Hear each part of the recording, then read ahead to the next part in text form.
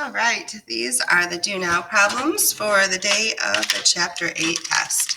So go ahead and start this warm up, pause your video and finish it up, and then we'll go over it together. Convert to a decimal. So remember, when you're turning a number into a decimal, you can either get a 10 on the bottom, 100.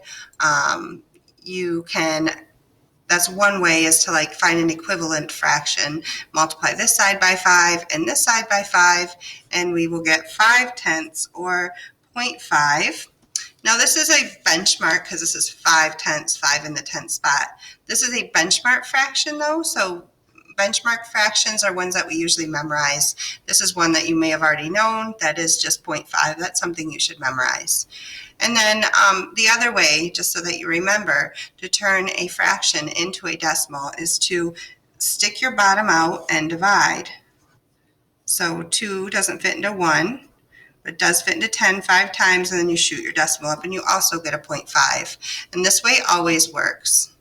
This is probably the go-to way that you need to remember, is to, some teachers will say tip the house where the bottom falls out, and or stick your bottom out and divide.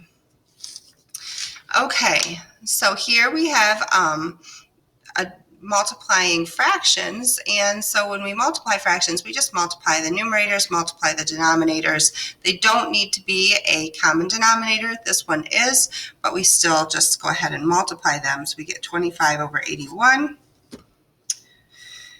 And I'm checking to see if there's anything that I can divide both of these numbers by. 25 is divisible by 5, 81 is not. And that's the only one I can think of right now for 25. So that one is already simplified. And then convert 47 hundredths to a fraction. This is the hundredths place that it is ending in. So just 47 over 100. 47 hundredths, and that can't be simplified. 47 is a prime number, so it can only be divided by 1 and itself. So 100 is not divisible by 47, so we can't change it. All right, 3 fits into 4 once. Subtract to get 15. 3 fits into 15 5 times. Shoot your decimal up, and you should get 1.5 there. Okay, so this is your mid-chapter check. For Chapter 8 is your final test for Chapter 8. We're moving on to Chapter 9 after this. So good luck on your test.